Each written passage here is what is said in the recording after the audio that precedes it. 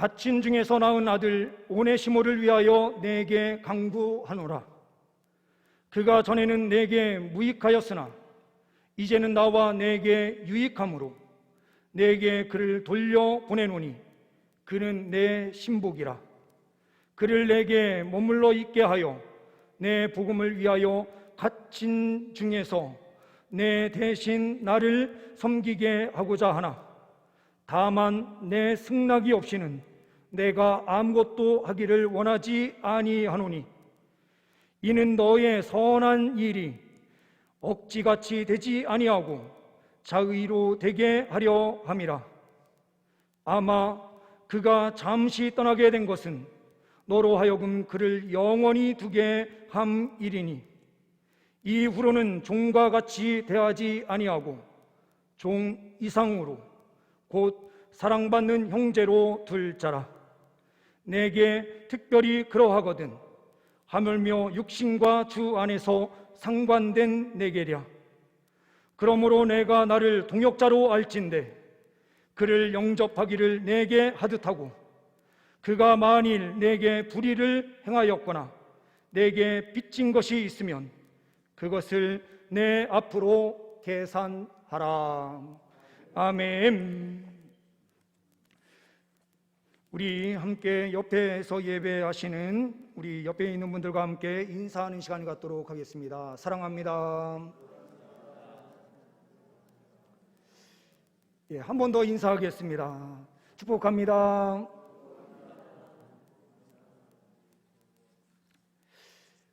이 시간 함께 예배하시는 우리 성도님들 위해 주님께서 성령의 기름 부으심의 역사로 함께하여 주시는 줄 믿습니다. 주님을 만남으로 세상 가운데 나아가셔서 승리하시는 주의 백성들 되시기를 간절히 소망합니다. 준비된 PPT 3장을 먼저 보시고 말씀을 함께 대하도록 하겠습니다. 오늘의 빌레몬서는 아주 개인적인 서신입니다. 바울이 빌레몬이라고 하는 사람에게 편지를 보냅니다. 그런데 이 빌레몬은 어디에 사는 사람인가? 바로 파란색으로 점이 찍혀 있는 골로새 지역에 살고 있었던 사람입니다. 이 골로새 교회는 어떻게 세워졌느냐라고 하는 이 부분에서 옆에 있는 에베소를 제가 네모나게 표시를 해 놓았습니다. 이 에베소 지역을 머릿속에 잘 기억하시면 나중에 제가 3번째 관련된 말씀을 함께 나눌 때에 조금 더 깊게 다가오실 것이다 라고 생각이 듭니다. 다음 페이지를 보시게 되면 이게 좀 명확하게 보이시려는지는 모르겠습니다. 출발은 보이시는 오른쪽 편에 위쪽에서 출발을 해서 위쪽으로 쭉 돌아가다가 하얀색 네모칸 있는 그곳이 바로 골로새입니다. 바울이 3차 선교 여행을 떠나는데 이쪽 근처로 지나가기는 하는데 골로새에 들렸다라는 그런 표현은 그 어디에도 찾아볼 수가 없습니다. 이런 것으로 볼 때에 골로새 교회를 바울이 직접적으로 세운 것이 아니라 누군가에 의하여 세워집니다. 우리가 말씀 전체의 흐름을 볼 때에 골로새를 지나서 에베소로 가서 3년, 2년 6개월 거의 3년 가까이를 말씀을 가르치는 그 제자훈련 사역을 두란노에서 하게 됩니다. 이 두란노에서 약 3년 가까이 눈물을 흘리며 그 말씀을 가르쳤을 때에 이때에 아마도 골로새 지역에 살고 있었던 에바브라라고 하는 사람이 그곳에 함께 참여하고 말씀의 훈련을 받게 됩니다. 그리고 이 에바브라는 다시 골로새로 가게 돼서 그곳에서 말씀을 전하게 되는데 그때에 말씀을 받은 사람이 누구인가? 바로 빌레몬입니다. 다음 페이지를 보시게 되면 이 빌레몬은 오늘 본문에 우리가 다 읽지는 않았지만 1절과 2절 말씀을 토대로 해서 보게 되면 2절 말씀에 자매 아비아라고 표현되고 있습니다.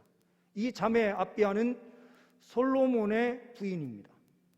그리고 같은 2절 말씀에 아키포라고 하는 이름이 또 등장합니다.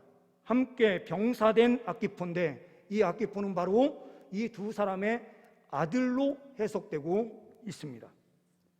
이 사람들은 골로새 교회를 헌당했던 사람입니다. 자기들이 살고 있었던 집을 내놓은 사람들입니다. 2절 말씀 후반부에 내 집에 있는 교회라고 표현되고 있는 것으로 볼 때에 그 가정이 바로 곧 교회였습니다.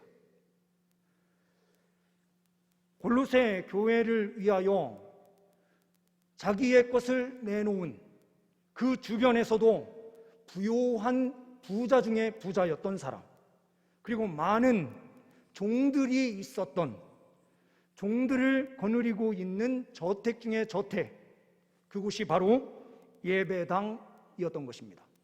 근데 이 가족의 종으로 있었던 사람 중에 한 사람이 바로 오네시모입니다. 오늘 10절 말씀 보시면 갇힌 중에서 낳은 아들 오네시모라는 말씀이 나오는 것을 보게 됩니다. 아주 지극히 개인에게 보내는 편지가 오늘 성경 66권 안에 아주 짧은 내용으로 기록되어 있는 이 말씀이 정경, 하나님의 말씀으로 들어오게 됩니다. 왜 하나님의 말씀으로 들어오게 되었는가? 이것에 대한 여러 가지 학설들이 있을 수 있지만 기본적으로 생각하는 많은 대다수의 신학자들은 이렇게 봅니다. 바울은 로마서를 보낼 때에도 전반부에는 교리를, 그리고 후반부에는 항상 그 교리의 말씀을 적용하는 생활 원리를 이야기합니다. 그래서 로마서를 보게 되면 1장부터 11장까지는 철저하게 교리를 이야기하고 12장에 가서는 하나님 앞에 예배하는 것으로 시작해서 사회생활로 13장에 나아가게 되고, 사회생활을 하는 사람들이 먹을 것에 대하여 문제가 생길 때에 어떻게 그 문제를 해결할 것인가에 대한 내용이 나옵니다. 그러면서 15장으로 가서는 선교와 관련된 내용이 언급됩니다. 이러한 구조가 갈라디아서에도 그대로 나타납니다. 전반부에는 교리요, 후반부에는 적용점이 나옵니다. 그런데 오늘 이 빌레몬서는 적용점에 가깝습니다. 교리를 이야기했었던 그가 삶 속에서 어떻게 그 말씀대로 실천하고 행하는지를 보여줍니다. 이러한 부분에서 실천적 측면을 강조하기 위하여 이 말씀이 그대로 정경 안에, 하나님 말씀 안에 들어오게 됩니다. 첫 번째로 우리는 이 말씀을 통하여 바울의 강구인데요, 오늘 10절에 내게 강구하노라, 마치 하나님께 강구하듯 빌레몬에게 강구한다라는 표현을 쓰고 있습니다. 바울은 사도였고 권세 있는 자였습니다. 초대교회의 이방인 사도로서 막강한 권력을 가질 수도 있었던 사람입니다. 그런데 골로새 교회를 위하여 자기 집을 내놓은 사람이면 바울이 말 한마디만 하더라도 전적으로 수용하고 따랐을 사람인데, 오늘 말씀에 편지를 기록하면서 아주 부드러운 말로 그를 존중하면서, 그리고 그의 마음에 그 어떠한 상처도 생기지 않도록 하면서 요구할 것을 아주 부드럽게 이야기합니다. 이것이 바로 바울의 인격이었습니다. 믿음과 인격은 다를 수 있다 말하지만 믿음과 인격은 언제나 하나로 연결되어 있습니다. 믿음이 있다 말하면서 인격이 사라진 사람들이 있는가 하면 하나님의 말씀대로 사는 사람들이, 인격적 삶을 사는 사람들이 있습니다. 바울이 바로 그러한 사람이었습니다. 이 강구를 통하여 우리에게 말씀하시는 첫 번째는 무엇입니까? 만남을 통해서 사람은 변화된다라는 사실을 말하고 있습니다. 오늘 10절 말씀에 갇힌 중에 낳은 아들 오네시모라고 표현되고 있습니다. 갇힌 중에, 우리가 앞부분에서 정확하게 보지 않은 그 부분이 PPT 마지막 3번째 장에서 에베소와 빌립보서 그리고 골로새서, 빌레몬서는 바로 갇힌 중에 옥중에서 기록한 서신입니다. 오늘 말씀도 마찬가지로 로마 감옥에 갇혀 있는 중에 기록하는 하나님의 말씀인 것입니다. 갇힌 자 중에 낳은 아들 오네시모를 이야기하면서 이 오네시모를 어떻게 만났는지는 정확하게 설명하지 않습니다. 그런데 우리가 추측하건대 이 오네시모는 다른 종들과는 조금 다른 위치에 있었던 사람으로 보여집니다. 이 오네시모는 종들을 또한 관리하는 사람 가운데의 한 사람, 종들 가운데서도 조금 높은 지위를 가지고 있는 집사 정도가 아니었나라는 생각이 듭니다. 이 사람은 명확하게 우리는 알 수 없는 그런 부분들이 있지만 신학자들은 대부분 이렇게 이야기를 합니다. 오네시모가 빌레몬이 가지고 있었던 재산 중에 일부분을 가지고 도망가게 되고, 그것으로 인해서 빌레몬이 이 오네시모를 아주 미워하는 가운데 있었다라고 설명하는 사람들이 있습니다.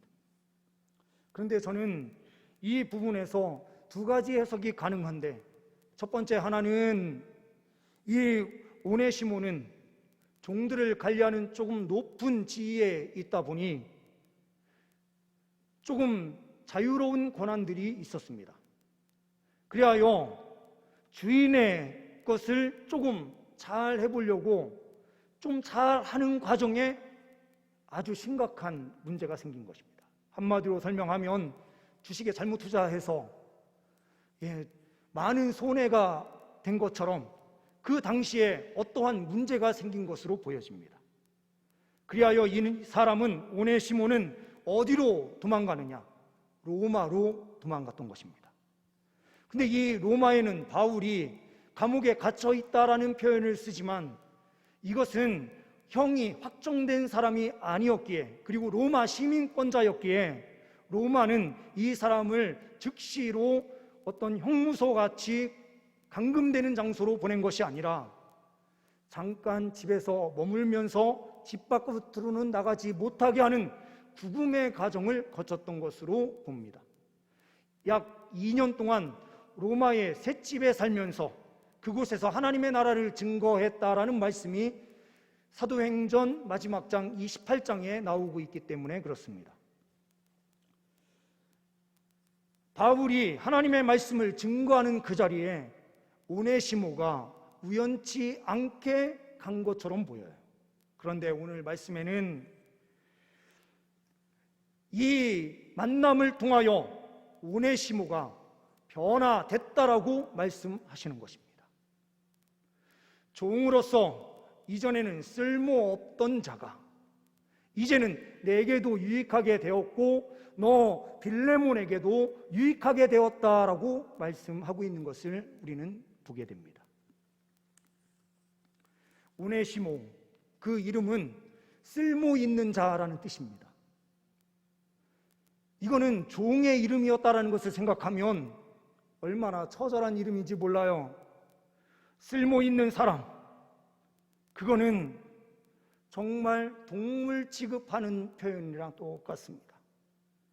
우리가 쉽게 아유 저 사람은 쓸모 있는 사람이야 이렇게 말하지만 그것은 사람을 마치 도구화하는 것입니다.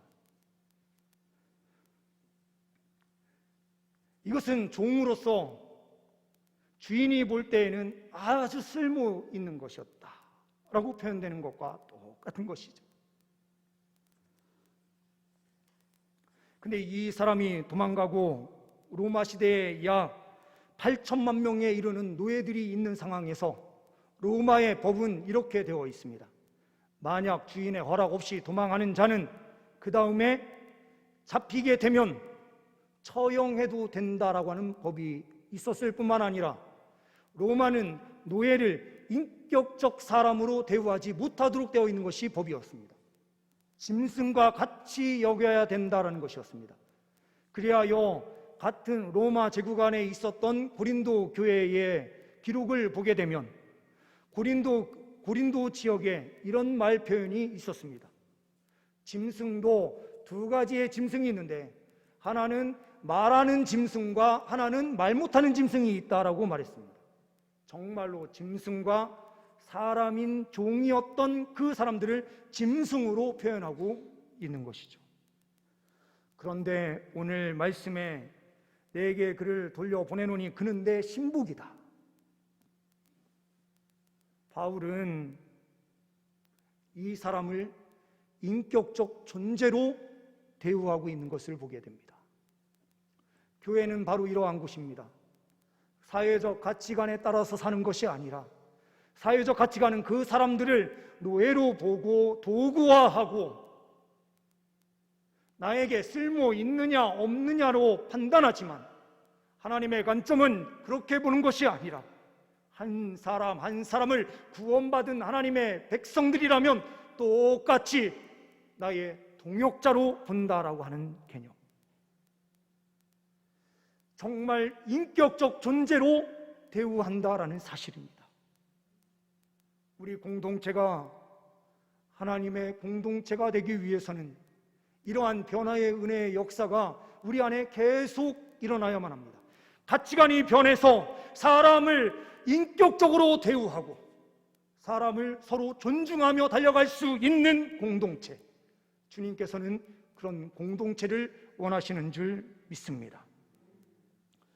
두 번째로는 사람을 세울 때에도 순리대로 해야 한다라는 사실을 우리는 발견하게 됩니다. 14절 말씀을 보시게 되면 내 승낙이 없이는 내가 아무것도 하기를 원하지 아니하노니 라고 말씀해요. 앞에서도 제가 말씀을 드렸지만 사도 중에 사도였고 이방인들 가운데 가장 어떻게 보면 존경받는 위치에 있었던 바울이 명령하듯이 오네시모를 나의 신복으로 너는 인정해라. 그가 어떠한 짓을 하고 왔든 그를 용서해 라고 명령어로 말할 수 있었음에도 불구하고 오늘 14절 말씀에는 내 승낙이 없이는 내가 아무것도 하기를 원하지 아니하노니 라고 말하고 있습니다. 이것은 모든 것을 순리대로 해결하려고 하는 모습이 보이는 것입니다. 만약 바울이 빌레몬의 승낙 없이 그냥 이 사람을 자기의 신복으로 삼고 전도자로 삼아서 함께 선교 여행을 떠난다라고 할 때에 만약 어디에선가 신분이 들통나서 이 사람이 체포가 되게 되면 빌레몬이 자기도 몰랐던 상황이기 때문에 누군가 잡혔습니다라고 만약에 통보될 때 바로 그 자리에서 죽이십시오 라고 말한다면 보지도 못하고 그 사람은 죽음에 이를 수밖에 없던 것입니다. 그러니 그 절차와 순리를 따라서 그의 주인으로 법적인 주인으로 있었던 빌레몬에게 승낙을 받고 그 절차에 따라서 모든 것을 진행하려고 하는 모습을 보게 되는 것이죠. 교회 공동체가 하나님의 은혜의 공동체이기 때문에 순리도 없고 영적인 질서도 없고 그냥 막 굴러가도 된다라고 성경은 말씀하시지 않습니다. 성경은 철저하게 순리대로 그리고 영적 질서에 의하여 교회가 통치되고 다스려지기를 원하시고 계시는 것입니다. 이러한 의미에서 새신자가 왔을 때에 뭔가 뜨거워 보인다고 곧바로 그 사람을 성가대에 세우거나 아니면 즉시로 집사로 세우거나 즉시로 무엇인가 할 때에는 그 공동체 안에 문제가 생기게 되어 있습니다. 그러니 들어온 그 부분도 명확하게 그 사람을 지켜볼 수 있는 시간적 순리, 그 시간이 필요한 것입니다. 우리 교회는 등록하고 최소한 6개월을 지켜본 이후에 최소한 서리 집사라도 6개월 후에 줄 수 있도록 우리가 함께 이야기를 해나가고 있고 또한 우리는 교회 운영 정관에 따라서 그 절차대로 진행된다라는 사실입니다. 총신대학교 신학대학원에 진학하는 목사 후보생들도 수세 후 만 4년이 경과된 자로 한정되고 있습니다. 갑자기 성령 충만 받아서 나 신학할래요 한다고 해서 그 사람에게 신학할 수 있는 권리를 주는 것이 아닙니다. 뜨거운 것이 항상 좋은 것이 아니라 그것이 잘못하면 공동체를 무너뜨릴 수 있기 때문에 그런 거예요. 우리는 또한 헌법에 따라서 장로님을 세울 때에도 마찬가지입니다. 만 35세 이상 된 남자 중에 입교인으로 흠없이 5년을 경과한, 최소한 5년 이상은 지켜보고 그 사람이 교회에 합당한 일꾼이다라고 생각될 때에 그의 십경과 통솔력을 인정하면서 우리는 장로로 선출하게 되는 것입니다. 교회는 항상 그 절차와 순리가 있습니다. 회사에서도 결제 라인이 있고 그 모든 것을 잘 지켜야만 문제가 없는 것처럼 교회도 순리에 따라서 정확하게 움직여질 때에 문제가 없습니다. 우리 모든 성도님들, 하나님 말씀 앞에 순종함으로 믿음으로 달려갈 때에 하나님께서는 큰 은혜를 주시는 줄 믿습니다. 우리의 생각, 우리의 어떠한 고집을 가지고 우리가 무엇인가 일하는 것이 아니라 순리대로 하나님께서 무엇을 원하시는지 그 뜻 앞에 순종하며 달려갈 수 있는 우리 모두가 될 수 있기를 소망합니다. 세 번째로는 이 강구의 내용을 통하여 용서는 하나님의 나라를 아름답게 세우게 된다라는 사실을 우리는 보게 됩니다. 16절 말씀을 보시게 되면 이후로는 종과 같이 대하지 아니하고 종 이상으로 곧 사랑받는 형제로 둘 자라.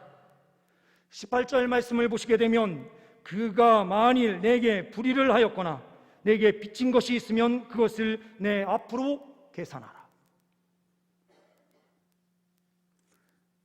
이것은 용서의 방법입니다. 그를 용서할 때에 당신이 손해본 것이 생각난다면 그것을 나한테 계산하십시오. 내가 다 갚아드리겠습니다. 근데 이거는 좀 약간 말이 안 되는 것 같아요. 왜 그러냐? 이 빌레몬이 바울의 선교를 위해서 뒤에서 엄청나게 성경금을 보내고 있는데 바울이 무슨 돈이 있다고 그 사람이 손해본 것을 나한테 계산하십시오 라고 말하는 것입니다. 이것은 중요한 부분이 있는 것입니다. 빌레몬과 오네시모의 이 중재적 역할을 바울이 하고 있다는 사실입니다. 죽어도 마땅한 빌레몬을 위하여 바울이 중재의 역할을 한다라는 것. 이것이 바로 우리 그리스도인들의 책임입니다. 우리는 세상에 믿지 않는 사람들과 하나님 앞에 우리는 중재자의 역할을 하는 것과 똑같습니다. 중보자 되신 예수 그리스도를 분명하게 소개함으로 세상 사람들이 주님 앞에 나와서 새 생명의 은혜를 누리도록 하는 일, 이것은 증인된 삶과 연결이 되는 것입니다. 그리고 철저하게 용서의 삶이 그 바탕 안에 깔려 있습니다. 준비된 PPT를 또한 보시면은요, 이 그림은 이그나티우스라고 하는 교부가 있습니다. 이 이그나티우스는 안디옥 교회의 3대 감독입니다. 이 안디옥 교회 위쪽으로 골로새 교회가 있고 그 옆쪽으로 에베소 교회가 있는 것입니다. 이그나티우스가 트라이안 황제 때에, 이것을 로마어로는 트라이아누스 황제, 그 황제 때에 예수를 믿는다라고 하는 이유로 이 사람을 체포하고 원형 경기장에 넣어서 굶주린 사자에게 잡아먹히도록 했습니다. 이 잡혀먹는 이 그림이 지금 이 그림에 그려져 있는 것인데요, 이 사람이 죽기 전에 몇 개 교회, 약 7개 교회에 편지를 쓰게 됩니다. 그 편지의 내용에 에베소 교회에 보내는 편지가 있었는데, 그 에베소 교회의 수신자가 누구냐? 감독 오네시모라고 표현되고 있었습니다. 빌레몬이 오네시모를 용서했습니다. 이 오네시모는 하나님의 말씀의 가르침을 받고 에베소의 디모데 다음에 감독이 된 것입니다. 목사가 된 것입니다. 이 에베소 지역은 어떠한 지역입니까? 밀레토스 학파라고 하는 철학이 융성하게 발달되어 있었던 곳이에요. 이곳은 그렇기 때문에 이단들도 많이 있는 곳이었습니다. 그런데 이곳에 오네시모가 감독으로 있으면서 그 모든 것을 명확하게 교리적으로나 말씀적으로 이단들을 철저하게 구별해낼 수 있었다는 것, 하나님께서 준비시켜 놓은 하나님의 사람이었음을 보여주는 것입니다. 그리고 약 330년이 지난 시점, 431년 6월 22일에 이 에베소 지역에 테오토코스 성당이 있었는데, 이 성당에 에베소 공회로 모이게 됩니다. 그 에베소 공회에서 선포되는 내용이 무엇인가? 예수 그리스도는 참 하나님이시요, 예수 그리스도는 참 사람이 되신다. 예수 그리스도의 신성과 인성을 확정짓는 그 일이 이 에베소 지역에서 이루어집니다. 이것은 그 말씀의 가르침이 최소한 300년 동안 흘러갈 수 있도록 그 초창기에 말씀의 사역자로 세워진 그 사람의 수고가 있었다라는 의미가 되죠. 빌레몬 한 사람의 용서는 이 세계에 있는 교회사에 아주 중요한 역할을 감당하게 되는 것입니다.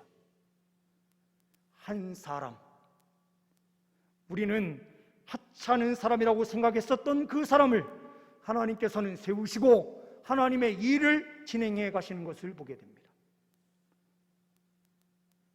이곳에 빌레몬의 용서가 없었다면 결코 일어날 수 없는 일이었던 것입니다. 다음 PPT를 보시게 되면 이 빵은 깜팡류 빵이라고 하는 깜팡류입니다.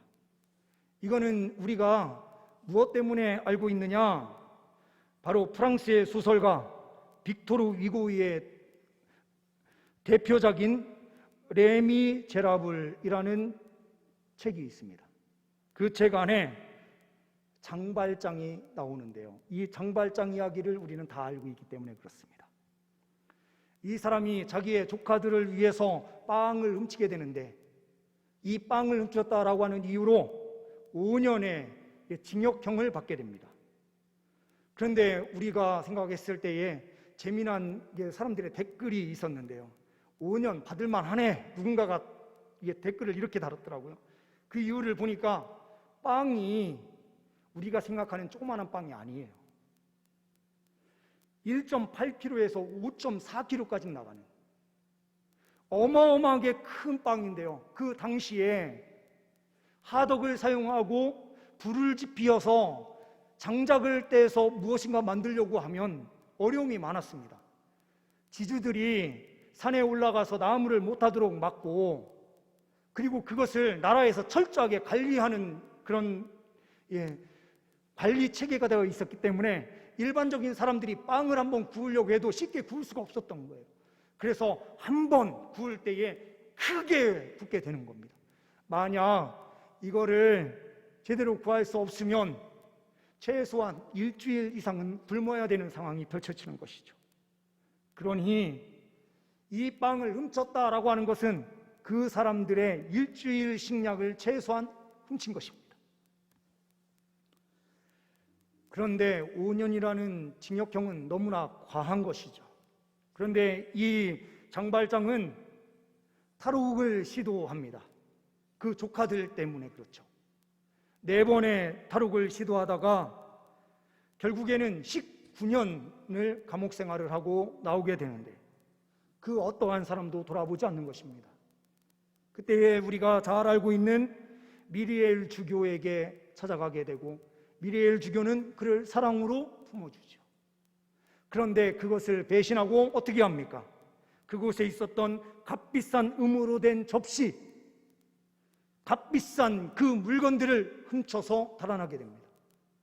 그런데 달아나자마자 경찰에게 잡히고 말죠. 그래서 그 사람을 대동해서 경찰이 와서 이 미리엘 주교에게 묻습니다. 이것은 당신이 준 것입니까? 아니면 이것은 이 사람이 훔쳐간 것입니까? 장발장이 그것은 주교가 준 것이다라고 말을 했기에 그것을 확인차 온 것이었습니다. 우리가 잘 알고 있는 대로 그 미리엘 주교는 내가 다른 것도 주었는데 이것을 놓고 갔습니다 하면서 더 값비싼 촛대를 그에게 주면서 가지고 가라고 말하죠. 그것을 통하여 이 장발장이 변화가 되는데